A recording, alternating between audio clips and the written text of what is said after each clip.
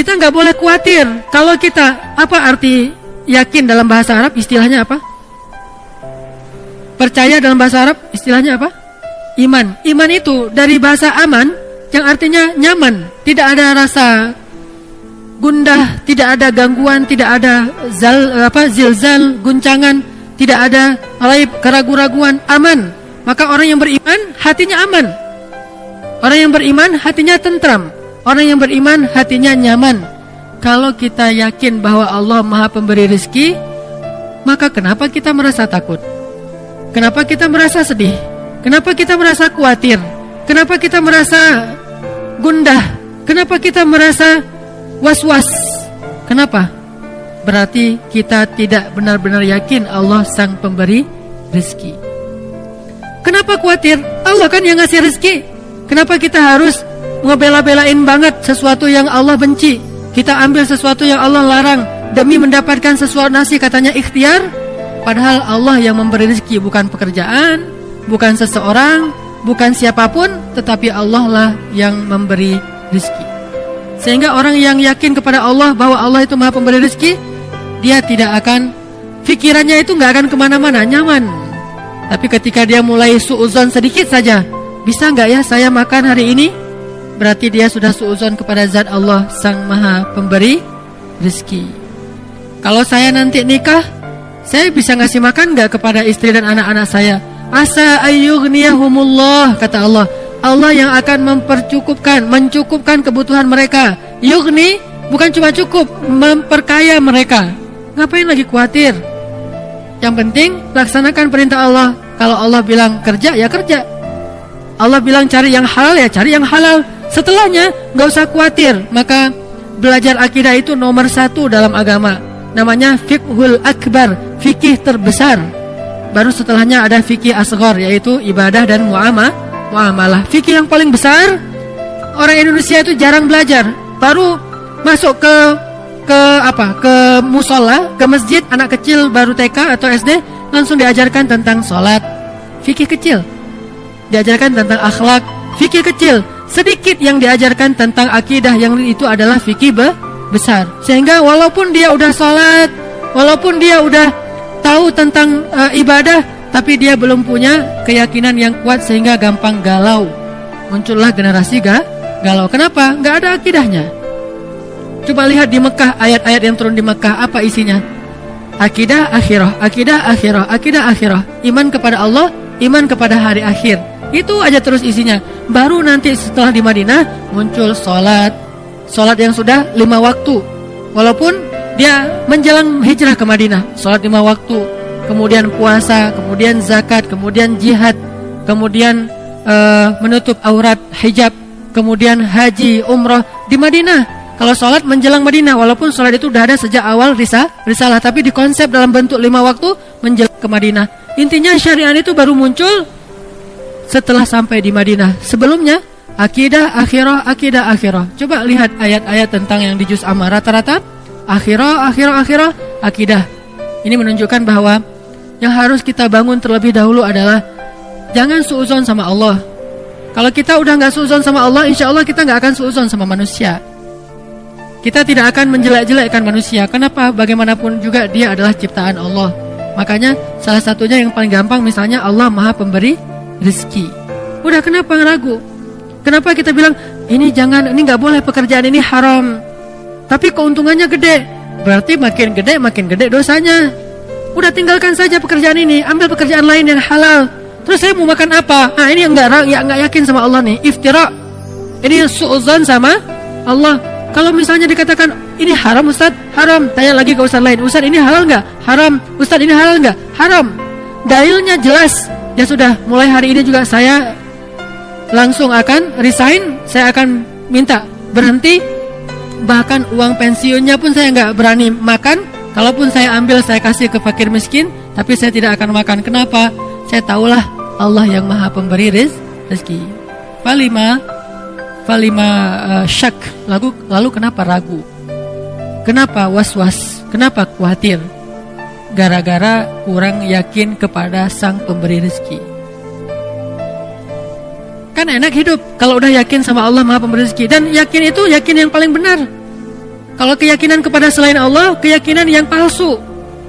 Hari ini kita mendapatkan bukti, besok udah nggak ada lagi bukti itu, dia sudah mengecewakan. Tapi kalau yakinnya kepada Allah, Allah maha benar. Kita sering mendengar itu, shadaqallah. Bahkan kalau ada orang yang ngaji lupa bilang shadaqallahul-azim, kita protes. Tapi kita nggak percaya sama Allah, itu aneh tuh. Ada orang ngaji, kan shadaqallahul-azim itu bukan bagian dari ayat ya. Jadi kalau kita habis ngaji bisa bilang shadaqallahul azim itu dengan keras atau pelan. Nggak harus shadaqallahul azim. Itu kan qori.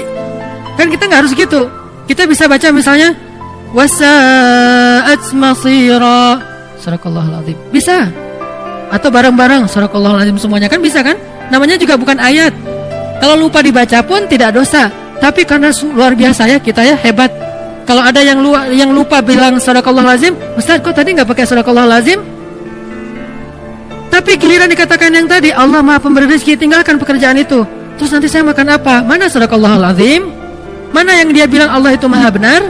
Udah gitu terjemahannya salah lagi kan? Maha benar Allah dengan segala firman-Nya. Padahal apa? Maha benar Allah yang maha agung. Oh kok gitu Ustaz? Kan udah berpuluh-puluh tahun sejak zaman Soekarno kita udah maha benar Allah dengan segala firman-Nya. Itulah orang kita, kalau udah jadi kebiasaan gak mau lagi diubah. Takut dengan perubahan. Dia bilang gak boleh fanatik. Kenapa fanatik kepada yang gak benar? Kenapa gak berfanatik kepada yang benar?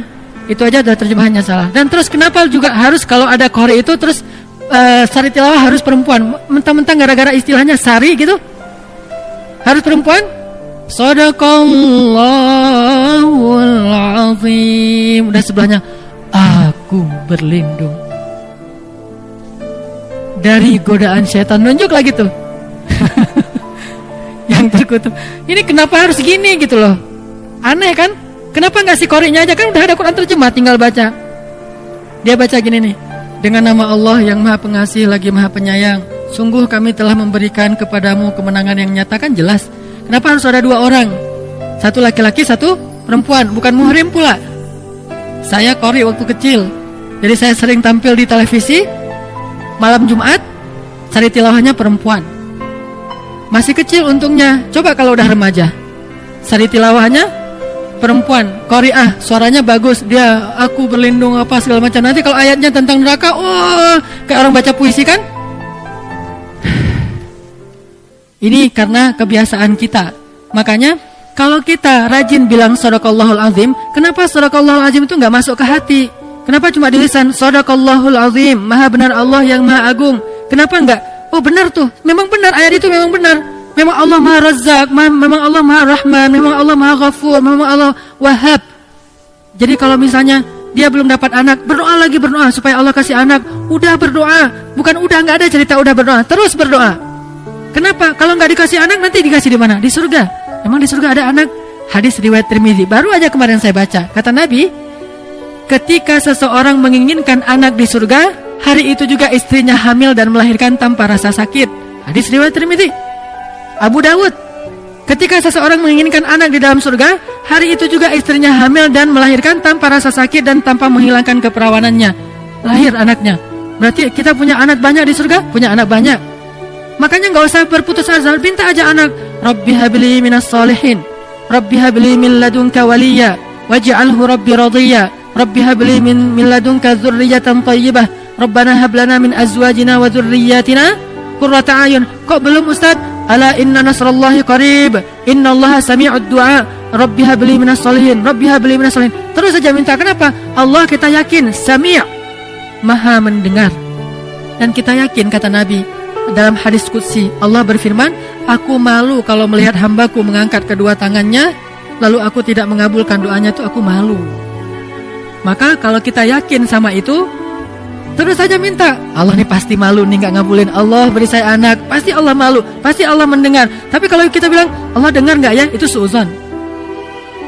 Allah mau ngasih gak ya, saya khawatir Allah gak akan ngasih, itu suuzon. Karena Allah sendiri mengatakan, aku ujibu da'watad da'i idza da'ani. Aku pasti mengijabah. Pasti aku akan memberikan apa yang mereka minta. Maka mintalah ke Allah. Kalau kita ragu, Allah ngasih enggak ya?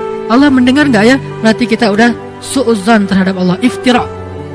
Padahal Allah Sami'ud Du'a, Allah Wahhab, Maha Pemberi, Allah Syakur, Maha Menghargai, Allah Razzaq, Maha memberi rezeki. Ini gak boleh kita ragukan sedikit pun, sampai nanti kita malah bersuuzon kepada Allah. Mengurangi hak Allah itu gak boleh.